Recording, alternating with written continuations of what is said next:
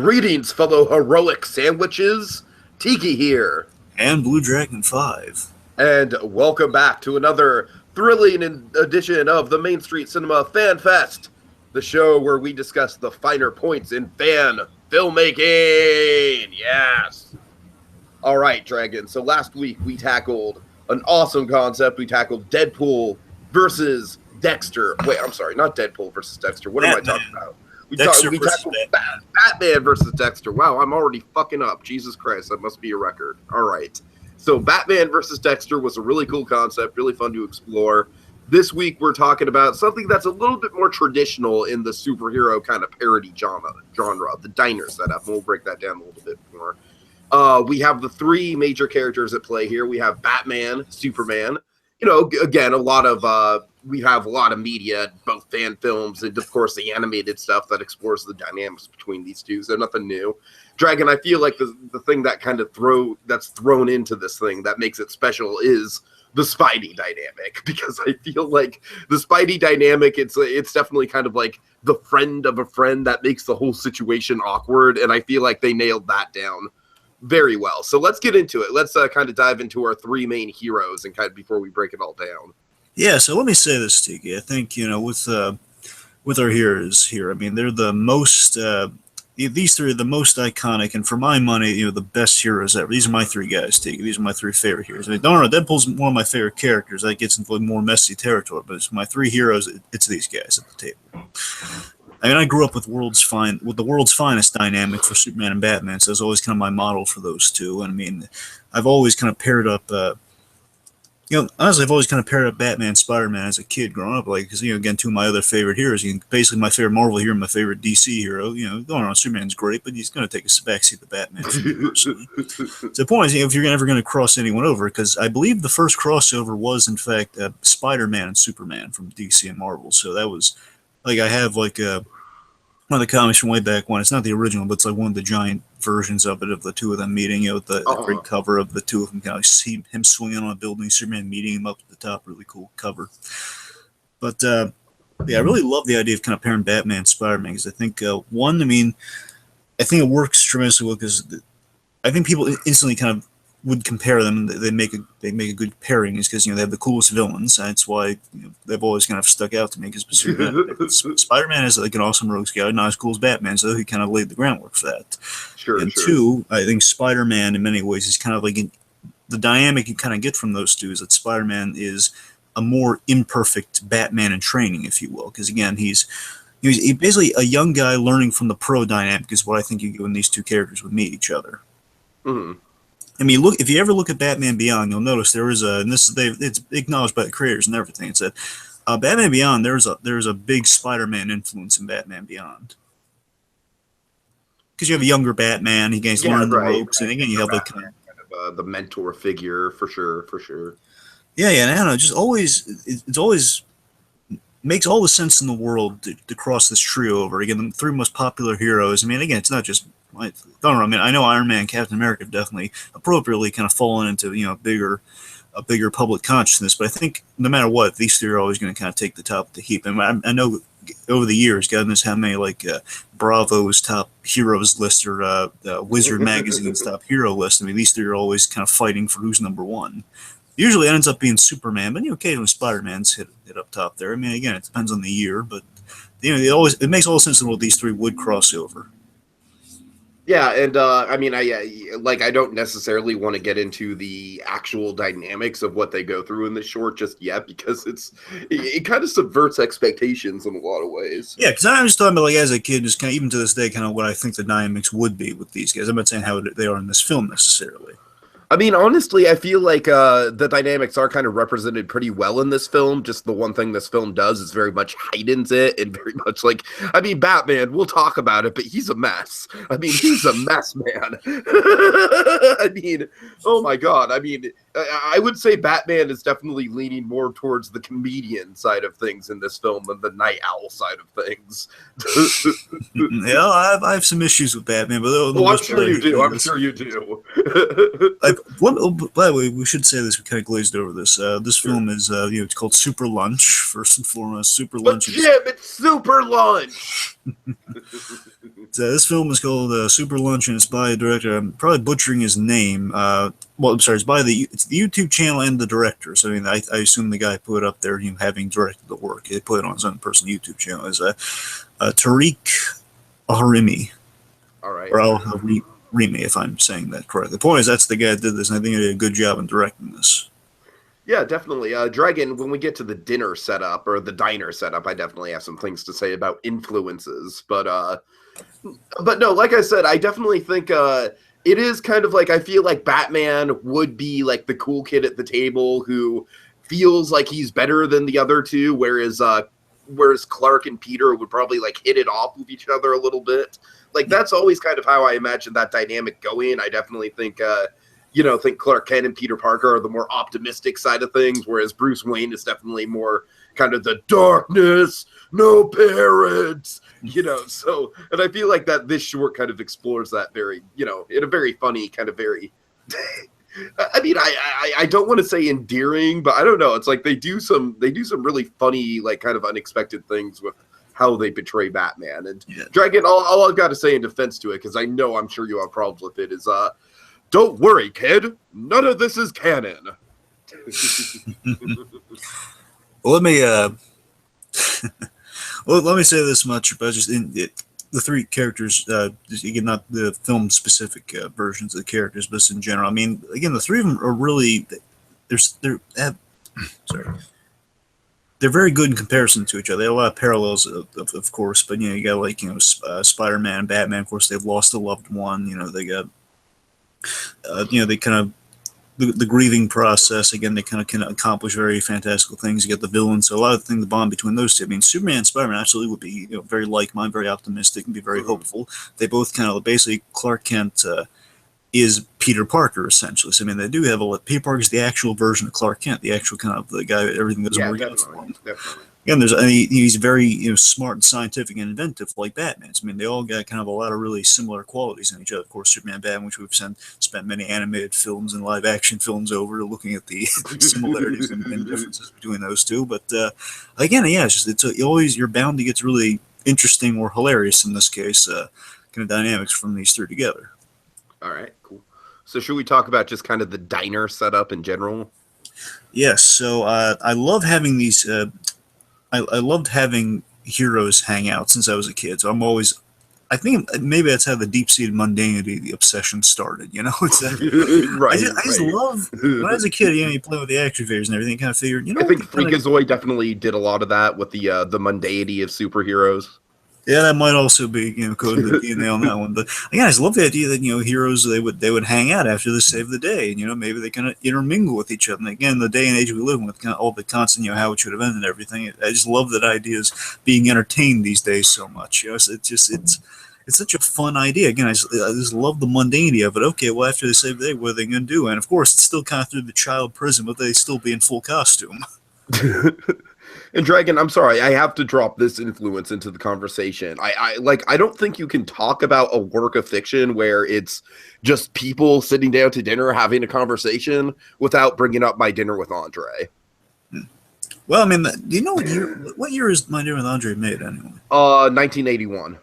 1981. I'm trying to think if there's anything like kind of in that vein that kind of came before My Dinner. I think you might be right, too. I'm sure there is. Like, I mean, I could think of like maybe Guess Who's Coming to Dinner is slightly in that vein. That has a few more characters, but yeah, it's got kind of a different dynamic going on. But right. But My Dinner with Andre. I mean, I'm not trying to just put that movie on a pedestal or anything, but I'm saying like that movie absolutely perfected the idea of like a movie or just a work of fiction in general could be so dynamic and so engrossing just based on two people sitting down having a conversation. Now, I know a lot of people don't like My Dinner with Andre. I know a lot of people do like My Dinner with Andre. I'm in the camp that loves it, but I just kind of want to bring it up just because it is very much the classic, like two people coming to dinner, having a conversation, bouncing off of each other, their personalities really being the driving point of the story.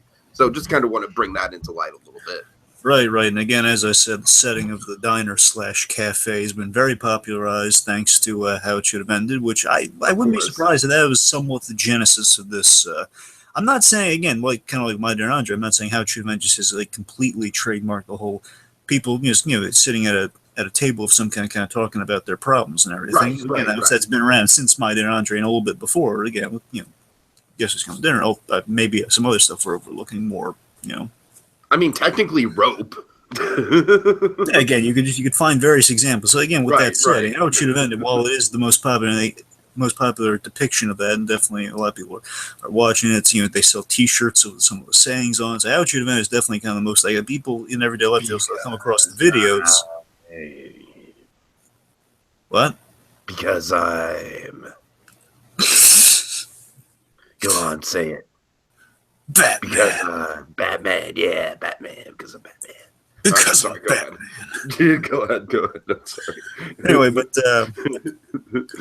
yeah, you see, How It Should Have Ended is just it is such kind of a fun representation that I wouldn't be surprised if it's a kind of a more real world live action grounded version of How It Should Have Ended in this show. Absolutely. Especially, like I said, with some of the ways they choose to depict the characters. Yeah, again, How It Should Have Ended is this brilliant yet simple idea of okay, Batman, Superman, they drink coffee and pal around together. And again, I just love that it celebrates the friendship between those two. By the way, and also I want to mention this to you. I don't know how familiar you are with this, but just in case you aren't, people out there, I assume have seen this because why not? Otherwise, we give a little bit of a plug here. It's Just Some Random Guy. It's Just Some Random Guy is another kind of depiction that. I don't know if it predates How It Should Have Ended. It might. I'm not entirely certain. And this is more of a. It's less a cafe. It's more a bar. This is basically how there's a villain bar and How It Should Have Ended. Sure. I know at the very least that It's Just Some Random Guy did predate the villain bar idea. So I mean, they had a hero and villain bar, and It's Just Some Random Guy. Okay. This is basically a similar notion with heroes and villains at a bar, and that's basically. I hope the villain bar is somehow themed after the bar from The Shining. Well, it's so great. Well, yeah, man, it's on they use toys instead of like. I know. I'm sorry. I'm just kidding. What's so great about that though is that that is also bigger crossover because you have all sorts of superhero characters because you your DCs and your Marvels hang out. Basically, Superman and Wolverine have issues because Bryan Singer left to do X-Men: The Last Stand. Oh, God. I'm sorry, Bryan Singer left to do. Superman Returns instead of The Last Stand. All those sorts of dynamics going on. Basically, they make some fun, like Iron Man's really nervous about Batman in 2008 with The Dark Knight. You have all these fun dynamics that parallel the movies, but also just kind of characterizations. And it's kind of a broader thing of what we have here. All right. Anyway, so point is this in particular takes the cafe premise, makes it real, and a little more in the vein. What I love most about it, speaking of a hero and villains bar, this in particular really stands out to me as it's kind of in the vein of one of the things I really love most, is the Flash Rogues bar. Flash's Rogues Gallery, that was one of the best dynamics in the thing. You get a glimpse of an animated Justice League Unlimited show. And you also get a little bit of it in the Flash TV show, and I really hope we're going to see more of that. Mm-hmm. It's basically this idea that after the Flash's villains, they team up a lot to take on the Flash. They go to there's a bar where they just kind of talk about each other's problems, and they literally like this thing. They talk about problems in like day-to-day life, very mundane stuff, like Mirror Master has to take his ex-wife's kid to soccer practice or something. And like Captain Cold has to drink milk for an ulcer. It's hilarious. Yeah, that is exactly what this special kind of represents. I'm sorry, special fan film, whatever you want to call it. I'm sorry, kind of having trouble placing it, but it's exactly what it represents. It's kind of just like the day-to-day mundanity. It's like they might be superheroes, but it's like there's very sensitive problems that they're dealing with. Absolutely. Okay, so I guess let's jump into the recap then. Yep. So we start at the Gothopolis diner. Yeah, just really quick, I really like the way that they did the opening credits with the menu. Oh, that was neat. Mm-hmm. But, so we start with Batman arriving in a sweet, really sweet 89 Batsuit. Yeah, it's definitely 89. It's definitely like they're trying to pull off the kill or the Keaton. Yeah, it looks really cool, doesn't it? I was just blown away how cool that Bat's. It's been a while since I've watched this again. I got to tell you that Batsuit still looks really sweet. And then, of course, as he walks in, he's just like, "I'm Batman." Well, he doesn't say that, but it's. Oh, I thought he did say that. No, later on. That to the waitress. I I thought he said that to the waitress as she walked in, as she greeted him. She's like, I don't "Hello, thi- sir. I'm Batman." I'm not sure of that because I think later on that what I love about it is I think they kind of originate the "I'm Batman" for Batman in this later on. Okay, that's true. We'll see. We'll see. Anyways, I'm sorry if I got that wrong, but point is, Batman arrives in the '89 Batsuit. He asks the waitress if she's seen any other heroes around. hmm. Such like an absurd statement. A guy in a batsuit walks in. And I also kind of like how he's asking, like, specifically if he's seen any other superheroes around, kind of the little setup for the conflict. Absolutely. This leads to the, he's waiting for the rest of them, rest of his party at a booth. And you can tell, like, kind of right off the bat with the way that this actor's performing it, there's something a little off with this Batman. Just his facial expressions, the clue. Like, I don't know if you saw it that way, but I could tell right away. I'm like, this Batman's a little kind of off kilter. In a good way to me, in a good way. My issues kind of come later on. It's kind of the video. Folks, due to YouTube constraints in the back in the olden days, back in 2009, videos they really had a really limited length they go for, so the videos kind of split into two parts. Yeah. My problems with Batman mostly emanate from the second part, but I mean they're kind of in a threat minorly, so we'll get. But into I mean, that. he pretty much harasses this poor waitress, though. He's just like, Yep. the waitress comes up and he's just like, "I want you to do me a favor. I want you to give out a blood curdling type scream, like you were in trouble." This doesn't bother me though, because again, it's very fun, yeah. And the waitress is like, "Why would I scream? Because I have a batarang, yeah." Surprise batarang. And by the way, that's a really sweet batarang prop too. It looks really cool. Absolutely, and I love the touch of doing the '60s Batman, like swing. I love how it comes back. Bubble words. yeah, you see it, yeah.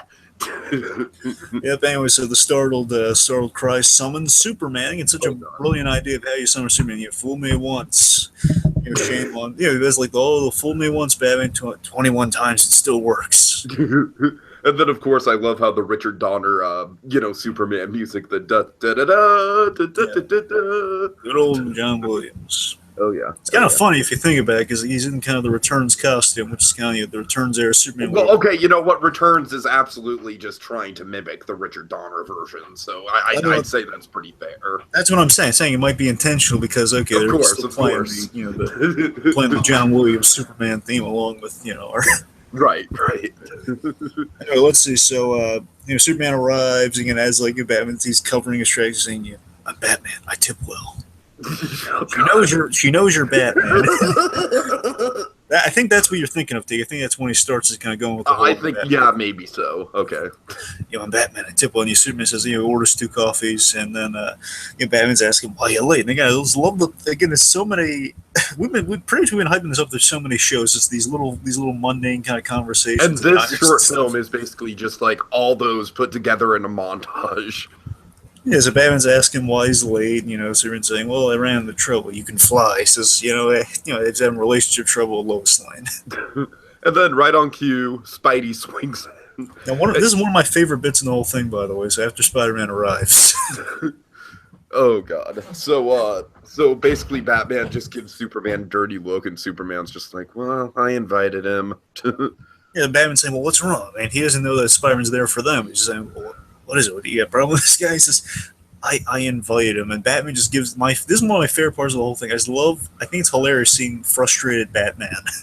And seeing just like his hand, the hand motions clinch it for me, too. Just when he goes, he's like the whole I've been in Batman's shoes for that. Just when someone does something completely off the plan, I'm just gonna wait.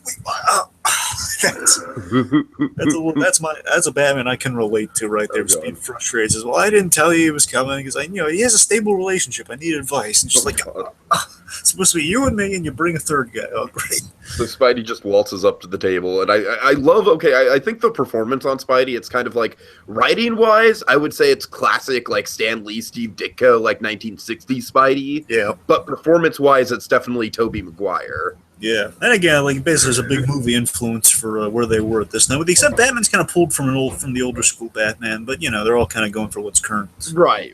But I love the dialogue. It's very straight. Like I said, it's straight up Stan Lee. Like he just slides right onto the table. He's like, "Hey guys, what the haps?"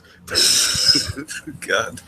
So with that, I do love the optimism throughout this whole film. I love the optimism of Spider-Man versus the cynicism of this Batman. Oh, definitely, definitely. So Batman's just like, oh, Superman's having relationship drama. And then I love Spider-Man's reaction to it because it's so classic, just gung-ho, like Boy Scout. Well, you could always tell your friendly neighborhood Spider-Man about This it. is not your neighborhood, Batman interjects. Oh, God. So I love this. And by the way, with the relationship triangle, I do like that they're kind of relating a lot of the stuff we have seen in the movies into this, but, not being too over, with the exception of the Superman thing. Which... I mean, I definitely think there's some vague nods to Rachel. Yeah, if I'm not yeah. mistaken. Basically, they don't... because it's been a while since I've seen this. Initially, I thought it was a reference to her blowing up, but it's a little more vague, so you could make it Vicky Vale if you want to. I'm going to assume it's Rachel, because, again, to keep it current. Sure. Well, current back then.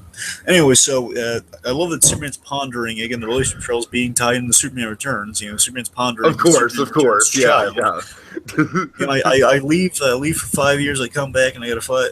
And I got a kid. Batman deduces it again. This absolutely makes sense. This is what Batman would do if he were actually in the Superman Returns movie. Point this out to Superman. Kid's like 6 or 7, right? It doesn't take a genius to figure that one. Do the math, Subes. Implying it's not his kid. Oh God. Okay, so then the Kate, by the way, I want to mention the Kate. I think the waitress looks a lot like Katie Holmes. Am I crazy? Maybe a little bit. I'd have to go back and watch again, but maybe I don't know.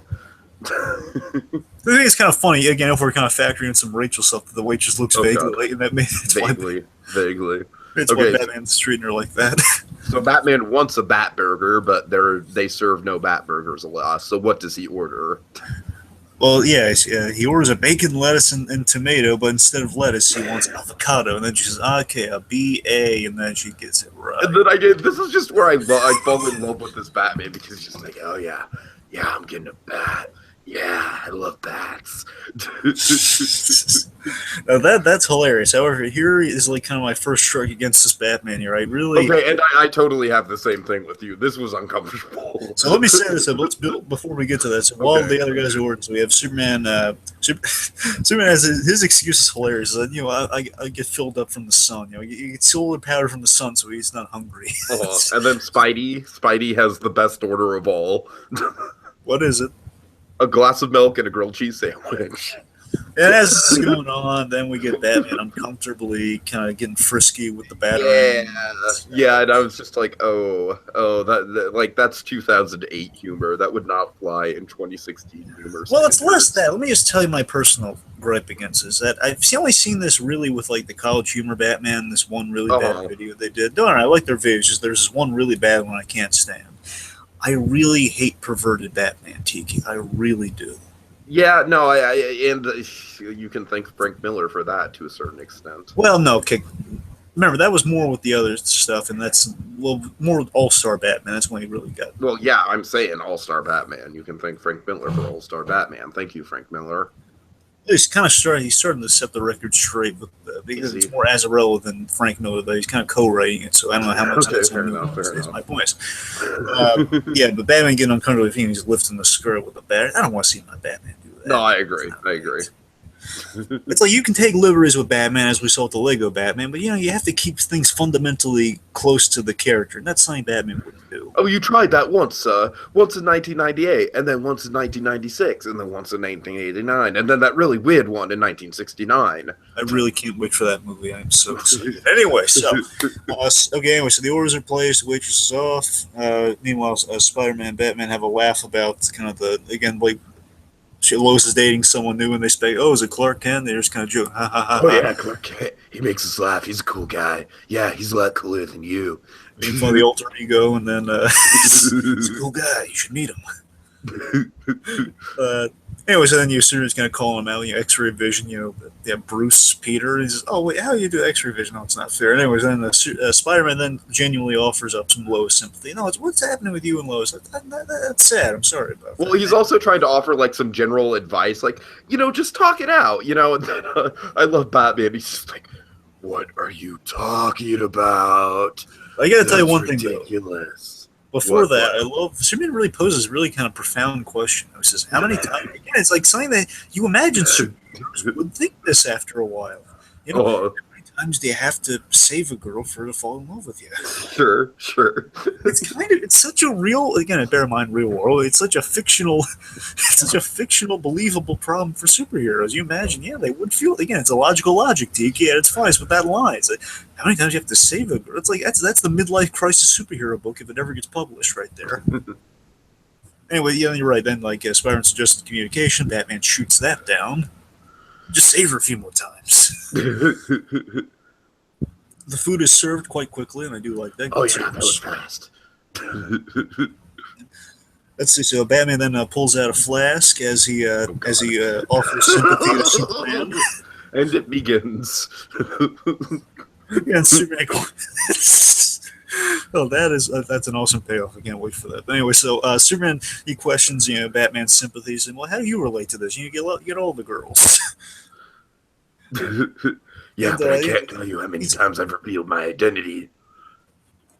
I love the idea that the Spider-Man in particular, I mean, I assume Superman is similar. Basically, revealing your identity is the super equivalent to unprotected sex. I love that idea. Yeah, right. And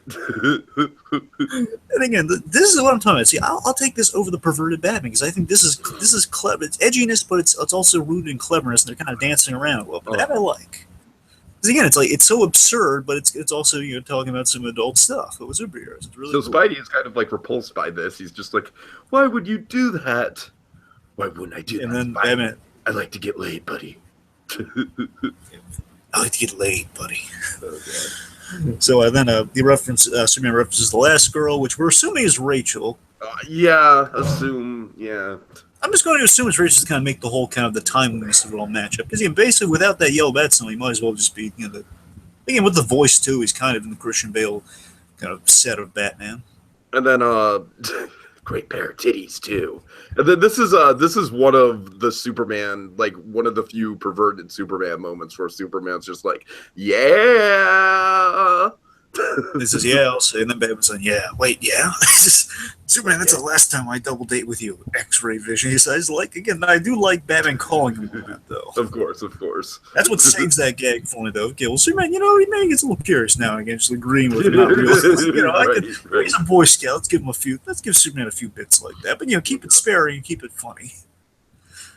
Okay. So after that, then as Batman's frustrated, like, oh, Superman saw my girl indisposed, a police officer enters. He's very passive aggressively asking, who's parked a huge black car that happens to resemble a bat by the fire hydrant? In front of a red fire hydrant. He's so passive aggressive. So basically, you're target. I feel targeted, man.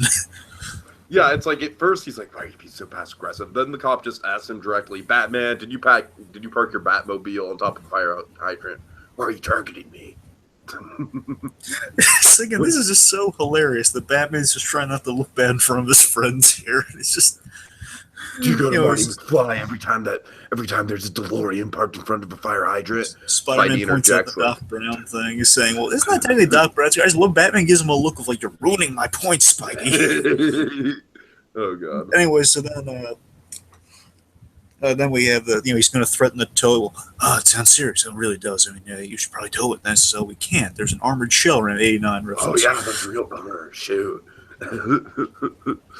Well, maybe actually it's a Batman Returns reference, which is even better. An armored shell says, well, maybe if you solve that one, you'd be promoted to detective, which, by the way, for cops, that's a really insensitive statement to make, by the way.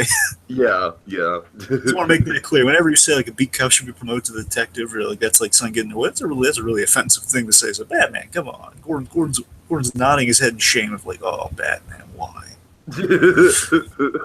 Anyway, so then I love this, and this is a great callback to 89, by the way. Because again, I like I kind of like that they mixed Batmans of like he's kind of delivering it like Christian Bale, like the Nolan Batman, but he's still he basically he's got the 89 look. The 89 look and implied Batmobile because he talks into it like the 89 car. Remember, he says stop to the car, which doesn't run the Vicky Bale, despite the audience protest. Sure. The point is though, he just says like he kind of like, all right. And basically, as he's saying something, he's home. And then the car just drives off, just proving, hey, how can I be in the car? And this poor cop, he calls Batman an a-hole and he walks out. I feel bad for that cop. Meanwhile, Spider-Man then gets into his MJ issues, his Mary Oh boy. Jane Oh boy. issues. So basically, there's always. I really do love this bit right here, where it says, Because there's I always. especially love that the Elfman score starts playing. I know. I love that he used the. It's kind of a shame they didn't give Batman a moment with the Elfman scores. They all have like a little musical theme, Yeah, with the that's exception true. of That's Batman. true. Like would have been. I think it would have been really welcome in the beginning because you could have had like the. Yeah. I agree. But again, they're kind of melding Batman, so maybe that's why they need a music cue because they're using definitive versions, like specific versions of the other two. Batman's kind of an amalgam. Maybe that's why. Mhm. I don't know. Anyway, so point is, let's see. Spider-Man's I mentioned. Well, there's always someone in danger. It's like Uncle Ben always said. And then you hear like the.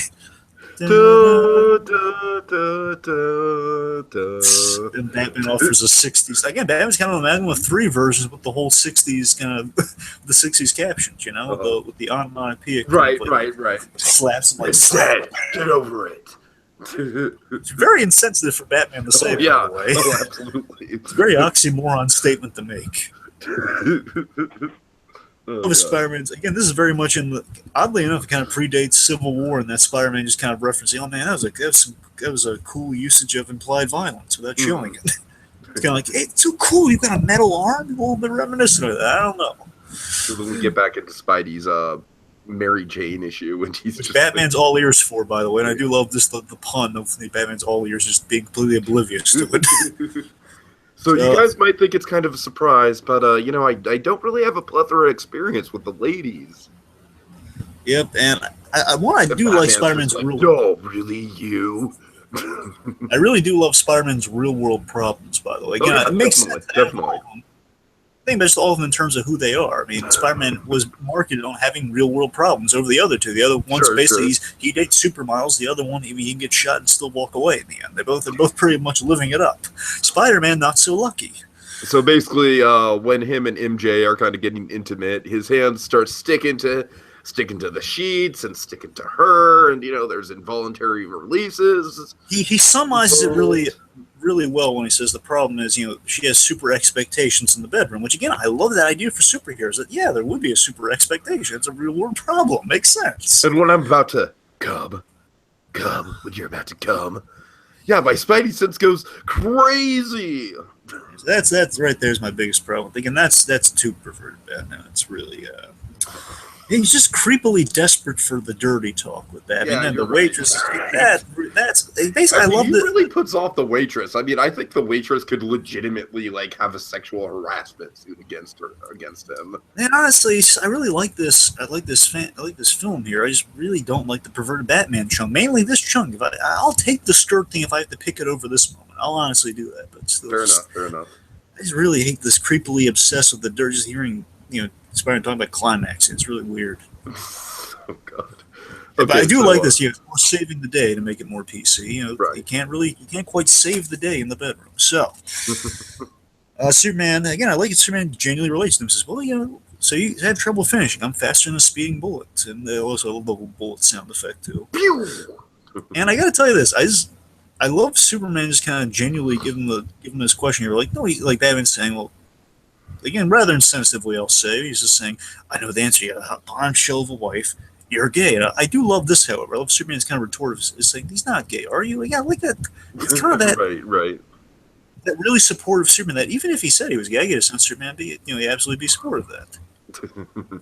I'm just saying, I like kind of the comfort with that Superman just saying, like, he's like, are you? It's so casual, it's the way he says. There's like a great little humanity with Superman. I know it's really subtle. It's really kind of inconsequential. Just want to bring it up, Yeah. Let's see. So, sincere acceptance, whether or not. Anyway, the Superman levels with Spider-Man. Guys in capes don't exactly give good advice. Spider-Man questions the cape logic, and the whole. And I've talked about this with our other Spider-Man comic discussion. Spider-Man Basic Spider-Man number 36 in one moment here. Mm-hmm. But again, I like the Superman said, "Well, it goes well with the flight thing." Batman says, goes well with being a superhero. And there's the debate I was hinting at when we were talking about. This is why I kind of brought that up during that video, Tiki. Mainly this video. Okay. It really comes to the forefront of this video. My main thing with Batman. It sounds silly, it sounds stupid, I know, but it's just like the hero debate on Batman here. Look, I just think, why can't we just call all the heroes super or not, just heroes, because even if they don't have powers, they're really super, but we don't need to say it. Yeah, I'm a little bit indifferent about the whole thing, to tell you the truth, but... And that's what I'm saying. It's very stupid. It's very inconsequential in the grand scheme. Right. But I mean, Batman ain't super whether you want to say it or not. But I'm saying just to make it all... I mean, I would just say Batman problem. fits into the superhero genre, if we're going to call it that. You know what I mean? I mean, yeah, but I'm just saying, he's still a hero. I don't understand why you can't just get rid of the super and just say, hero. The hero right. genre. Well, anyways, I do love how this kind of plays out, though. Like basically they're calling Batman out. Like now the super cool guy has a chink in the armor, and they're kind of getting under his skin here. I am so a hero. Fuck you. Point is, he says, he's not technically super, which offends Batman very much. And, Batman's saying, well, what do you got? You have, like, something that alerts you to dangers? It's like a bat signal. I got a bat signal. Yeah, I got a bat signal. Yeah. Then Superman's bringing up the whole, like, well, what about during the daytime? You have a cell phone for, like, when you're inside? Or if you're in a building, or... I love how passive-aggressive Superman is with that, though. I just love that. Just Spidey's kind of trying to be the good cop here. It's like, well, yeah, but you're definitely a great regular hero. And then we get a glimpse of just... Batman. Well, I've got a gruff voice. I'm super cool. And then he says that he's just pouring his flask into the... And I think the editing is so perfect on this, dude, because I feel so much sympathy. Again, take the Batman out of the equation. I do really love the sympathy brought to this Batman. Like, sure. Again, my heart goes out to this Batman. Oh my God, he's a sad drunk. And he's pouring... That's exactly what he is. Yeah. And just seeing, again, I love that we don't see the actor. Obviously we don't see... a much better representation of what they were trying to do with the sad drunk thing in Batman versus Superman. Okay, come on, that's not fair. All right, I'm sorry. It's too different. This is funny drunk. Yeah, I know. Anyway, my point is, I love that even though we don't see Spider-Man's face, I love you kind of read the emotions on him as like you would a comic. I don't know, it just comes through the way it's edited that you can see like Spider-Man. You can almost see like the eyes moving in a sympathetic manner like they would in a comic, right? right, yeah. It's like that whole thing. It's like the way he's moving with the mask. You see like he and Superman are getting uncomfortable. They're realizing like your friend's crying at the table pretty much on the precipice of crying. They try and put their hand on his shoulder. Don't touch me. Don't touch me. Dude, Spider-Man's like, again, I love Spider-Man's the newcomer. He's being really sympathetic. I love Superman just feels absolutely powerless in the motivational speech category. He just feels completely Superman. This guy can do pretty much anything, but he can't offer words of encouragement to his male friends. Right. And again, then we have kind of what I like to think of as, you have super courage, and basically Spider-Man kind of leads him to the I'm Batman origin of like where to be saying it constantly. Like, I am a hero, and I'm Batman. Yeah, I'm Batman. He says, yeah. No question. And this, to me, I thought was so sweet, but at the same time so sad. Because when I thought the fact that I think this is what we live for on Bates Motel, these pleasantries here, where they offer to buy him lunch. Seriously, this is genuinely sweet. They offer to buy, Spider-Man offers, like, why don't we buy you lunch? And the guy who would always get the tab, Batman used tons of money, he could always get the tab, and they offer, we'll buy lunch for you. Said, oh, really? That's so nice. He's so touched by that. Sure. That is so nice. And then the realization that the thing it's always been with these two, neither of them have pockets. But you have money, right? Don't you? Oh, yeah. Again, I just love the Batman. He was touched by the offer. He's a little let down, but, he was like, figures. Oh, yeah, figures. They don't have pockets. Anyways, then Superman's bringing up the question. He's kind of wondering. Again, this is before Man of Steel, folks. So let's not get on that bandwagon. The point is, he was questioning, like, how many people have died while they're just kind of having lunch in here? Oh boy.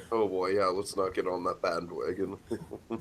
Anyway, I love this though. Evil villains. They just go on about their evil plans and yada yada yada. I was bullied in high school. Blah blah blah. Yeah, like that. A villain was talking about.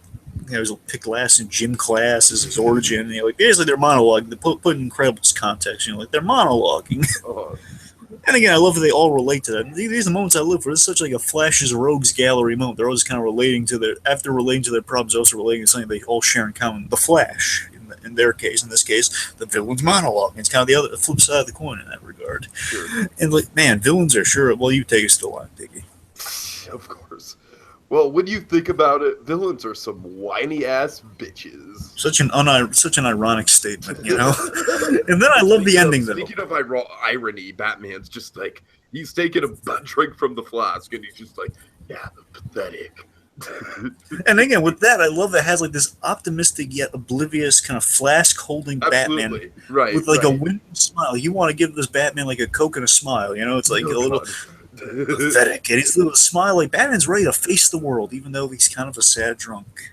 Oh. But yeah, I mean, again, it's clever in that regard. I like that. Yeah, that's about it. That's kind of how it wraps up, unless you want to talk about any of the casting or anything like that. No, well, again, I think I really just think if they kind of stripped out some of the preferred Batman, so I think I really like this Batman. Again, Like I said, the one thing I kind of have in defense is it's definitely not canon. I don't think they're trying.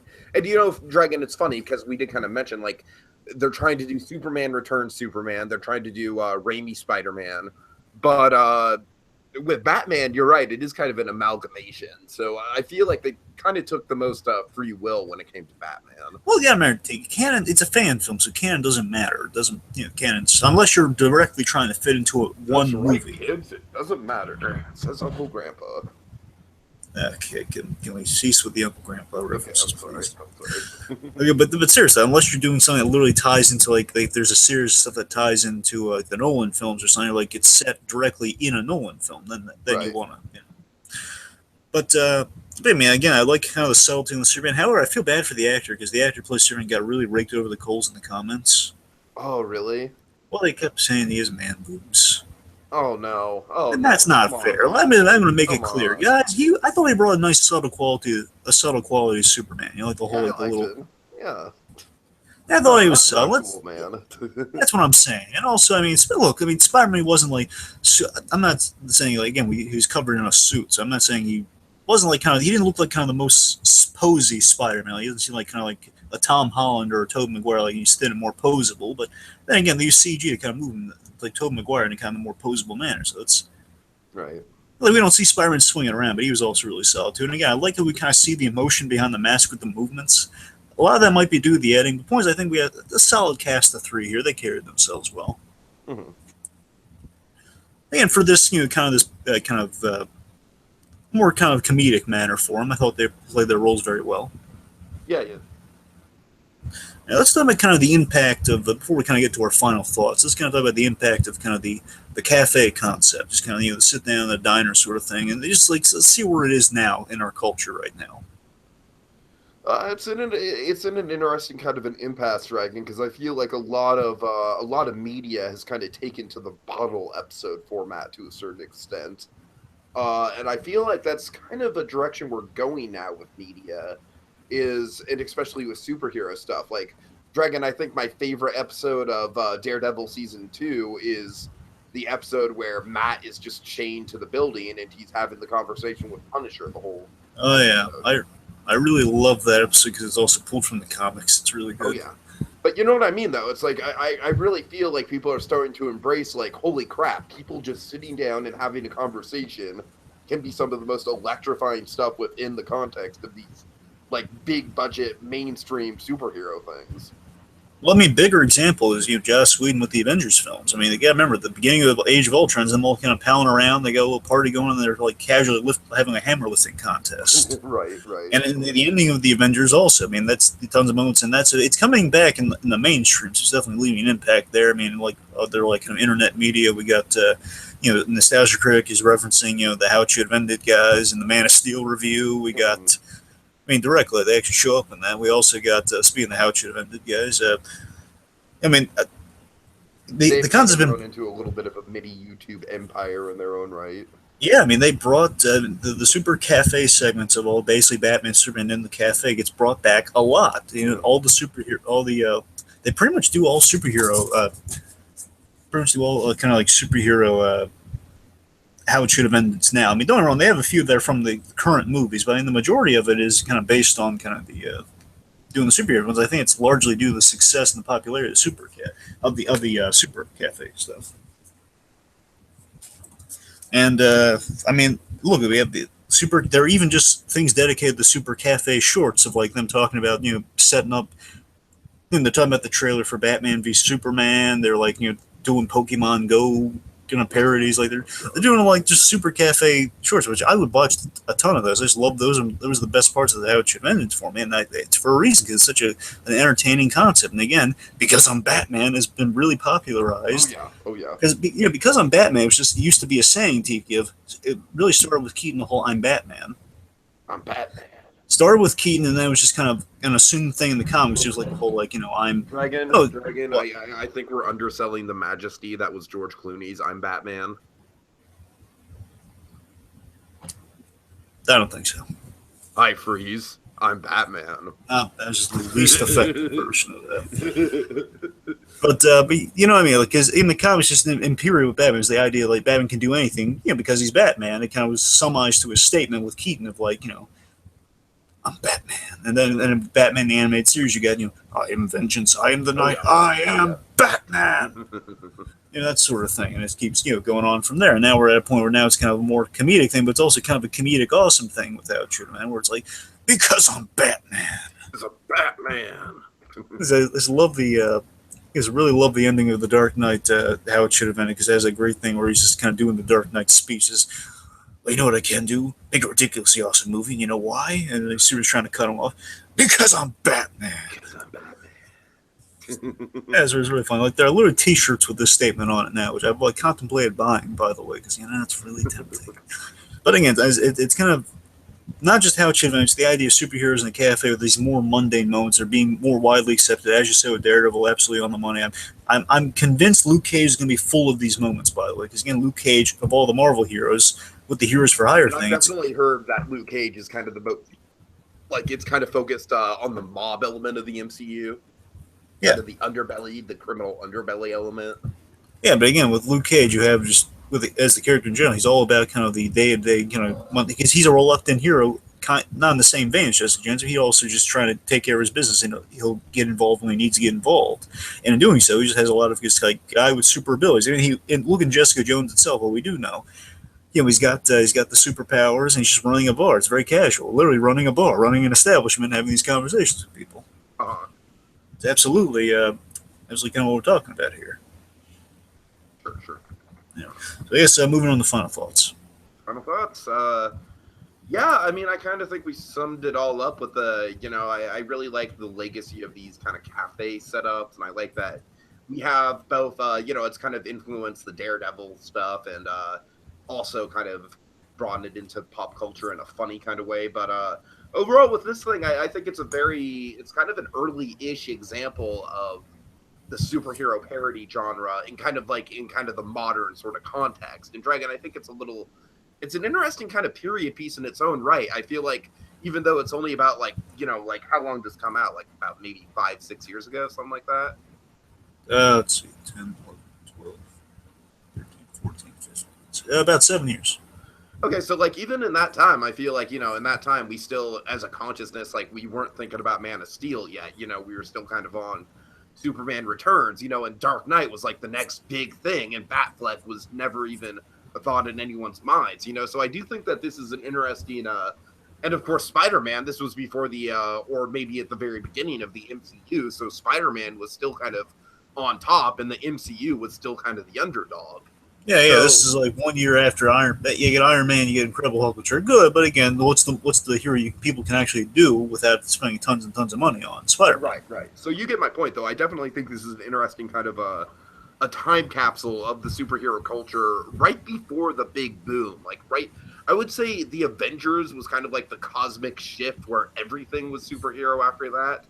But this was an interesting kind of examination of the last boom of the Sam Raimi Spider-Man era, the studios owning the different Marvel properties and whatnot, which is interesting. Like I said, it's a nice little time capsule in its own right, good characterization, and a batshit crazy Batman, which I am all for. So, well, before I get my final thoughts, let me also mention I think Deadpool's going to usher in kind of more of this. By the way, more of the kind of the mundanity and the cafe setting, just kind of pounding around people in costume. Deadpool's going to usher that in, I'm sure. I mean, honestly, I feel like that'd be kind of an interesting new direction to go. I feel like we've kind of reached a bit of a plateau when it comes to just the larger than life, gigantic set pieces and all that. I feel like in order for the superhero genre to thrive, we really do need to get back to some of these types of projects, where it's much less about the spectacle and much more about the characters and the dynamics.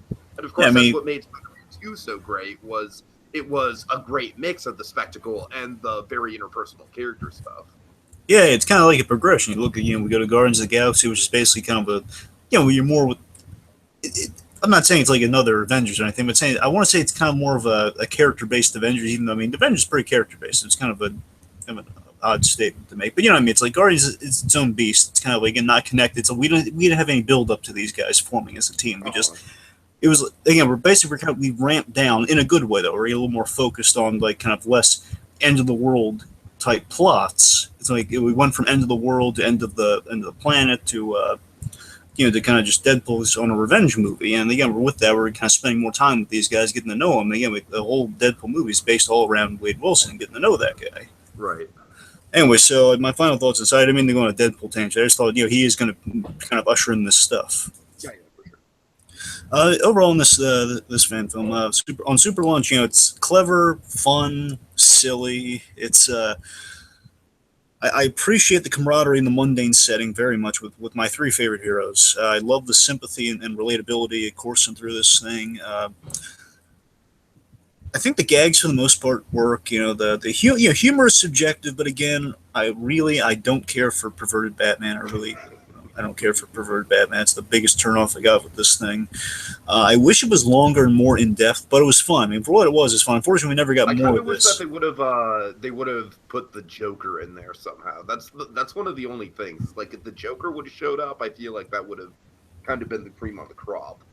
Well, it's this. I really would have loved to see more episodes of this. Again, I really like taking kind of the awesome kind of how it should have been super cafe thing, put in live action, but not just make it like do something original with it. Stem from the same concept, but do your own thing with it. I love that idea. I love going in that direction, which thing kind of seems like it's doing that. I just want more of it. Like, either give me more episodes of this or like more stuff like this. But I want decent costumes. That's the other thing. I want them to look like the characters. Like this, they all look on the money. Sure. Anyway, so basically, I wish there was more of it. The mission was more. I wish they cut out the perverted Batman thing. Otherwise, I thought it was really good. The last thing I'm going to say, or I think is the main takeaway I think we should all have with this, at least I have with this, is that this film again encourages and promotes super friendship, which it's a good message, and when done right, can be very entertaining. As we see here, again, it's like not them like being at odds with each other. It's them, the three of them, just kind of hanging out, palling around, and also talking about like real kind of relatable issues and stuff. Yeah, so again, it's a fun ride. I do recommend everyone check it out. Superlunch. Let's make it clear. So when you type it in, folks, it's Superlunch, and also it might help also just for this one in particular if you just. Superlunch, all one word, or if you want to be more specific, all one word, because there's a band out there called Superlunch that's 2 words, and it fucked me all up. Yeah, but if you want to do it all, if you want to make it more specific, it's Superlunch, then Spider-Man, Batman, Superman. Just list the 3 of them after. Just Superlunch, all one word. If you want to get more specific, just make sure. Or I could just post a link in the description. How about that? Would be helpful as well. I know. Okay, wouldn't that be a concept? Yes. Okay, Dragon, so we have been kind of looking at crossovers lately, and we're going to get into a different kind of crossover to kind of transition. Even the broader sense of crossover. Yeah, and kind of transition into the broader realms of fan films in general. So kind of transitioning out of the crossover genre is a broad spectrum crossover. It is the Joker and Harley, or Harley and Joker. It's Harley. It's Harley. Either way you type in, it's going to show up. It's Harley and Joker. Harley and Joker versus the real world. Oh yeah. That's 2 episodes in. The second episode actually just dropped like about 24 hours ago. Yeah, I want to say I came upon it today and I was like, oh my god, it's like what timing? Oh my how god. Serendipitous. So, what do you know? So we will be tackling that very soon. Hope you guys are enjoying these so far, and in the meantime, definitely order your BLTs with avocado so that you can say you've had a bat sandwich. Yeah, get it? Because I'm Batman. Because it's a B and an A and a T. Yeah, because I'm Batman.